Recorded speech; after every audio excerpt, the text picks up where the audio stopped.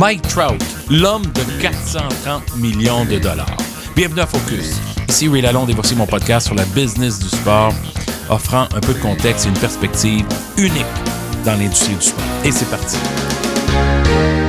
Je vais vous parler de Mike Trout. Comment ne pas parler de Mike Trout cette semaine avec la signature du plus gros contrat de l'histoire du sport en Amérique du Nord? Mike Trout a 27 ans. Il a été 2 fois MVP de la Ligue américaine, 4 fois deuxième. Alors, c'est clair que depuis son arrivée dans le baseball majeur, il domine le baseball. Il est le meilleur joueur du baseball majeur. C'est pas sans contredit, mais il l'est. Statistiquement parlant, sa productivité avec une équipe qui a été médiocre depuis des années, il est constamment parmi les meneurs à chaque année. Il fait des choses sur le terrain que peu de joueurs peuvent réaliser. Alors, c'est pas étonnant que les Angels et le propriétaire Arte Moreno ont décidé d'investir à long terme parce que ce qu'ils voulaient, c'est d'assurer la pérennité de cette équipe-là, de signer le meilleur joueur avant qu'il décide lui aussi d'aller faire un tour du côté des agents libres, des joueurs autonomes et changer d'équipe. C'est un contrat garanti. Le baseball majeur offre des contrats garantis. Alors, il va avoir son 430 millions de dollars US, peu importe ce qui arrive en termes de performance ou de blessure ou quoi que ce soit, sa vie est assurée, son avenir est assuré. Ça va être la dernière et la seule équipe dans le baseball majeur pour laquelle il aura évolué, à moins que les Angels décident de l'échanger et que quelqu'un soit prêt à payer le 35 millions et plus que ça va coûter en salaire moyen. Alors, encore une fois, on doit souligner que ça a été une période de joueurs autonomes dans le baseball tumultueuse et pénible et lente. Et là, dans le dernier 30 jours, il y a plus qu'un milliard de dollars qui ont été distribués à 3-4 joueurs.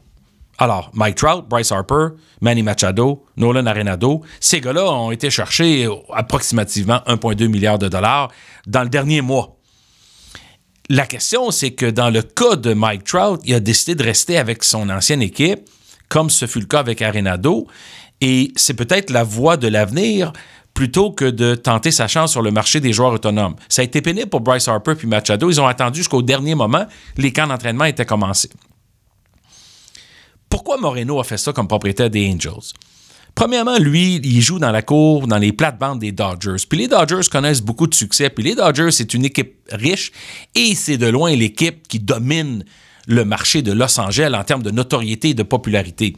Alors, les Angels se devaient de préserver et de garder leurs joueurs étoiles. Ils ont investi déjà il y a quelques années, Albert Pujols, plus de 250 millions de dollars au terme d'une carrière pour obtenir Pujols des Cards de Saint-Louis. Ça a été bon. Pujols ralentit, c'est encore un excellent joueur, mais Moreno n'a jamais eu peur de dépenser l'argent nécessaire parce que quand tu dépenses de l'argent comme ça, tu augmentes forcément la valeur de ta franchise.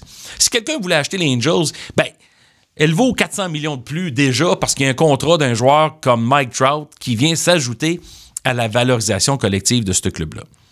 Ça, c'est très important parce que Trout, c'est un joueur générationnel. Moi, c'est ce que j'appelle un joueur qui non seulement transforme une organisation, mais c'est le genre de joueur comme Sidney Crosby, Connor McDavid au hockey, qui sortent à tous les 20 ans.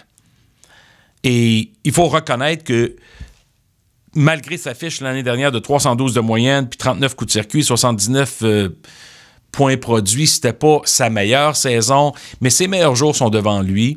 Et c'est un investissement à long terme pour les Angels pour assurer la valorisation de l'équipe. Et à mon avis, dans quelques années, on va regarder ce contrat-là puis on va se dire quel deal que les Angels ont eu. Parce que pendant 12 ans, ils vont le payer à peu près 35-36 millions de dollars et les autres contrats des prochaines grandes vedettes auront dépassé ce chiffre-là. Parce que quand on regarde sur l'échelle mondiale, je vais vous donner quelques chiffres pour vous faire réfléchir, là. Lionel Messi, avec Barça, c'est 121 millions de dollars par année.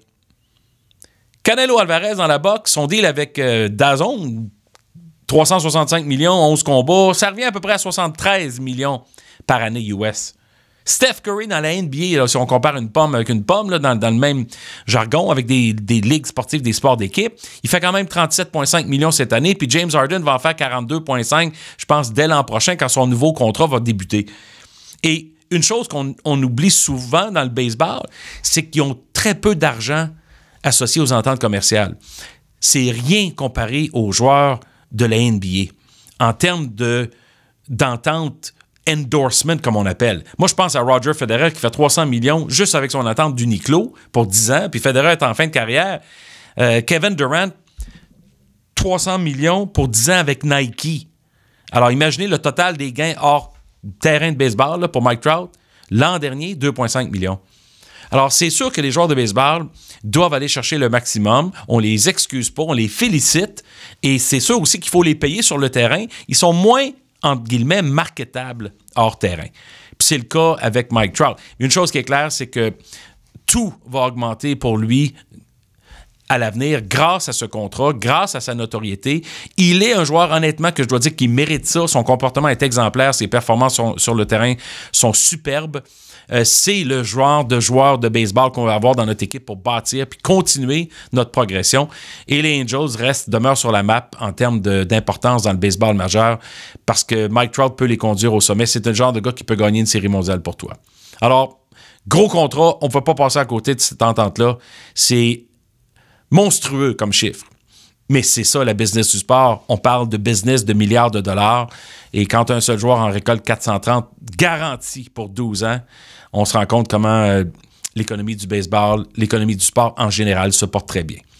Merci d'avoir été à l'écoute de Focus. Suivez-moi sur Twitter, Real Ray Lalonde. Et merci encore aussi à l'avance de partager le podcast avec vos amis, avec vos contacts pour qu'on puisse augmenter la notoriété puis le contenu. C'est toujours disponible sur SoundCloud ou YouTube. Merci de votre attention. Ici Ray Lalonde. À très bientôt.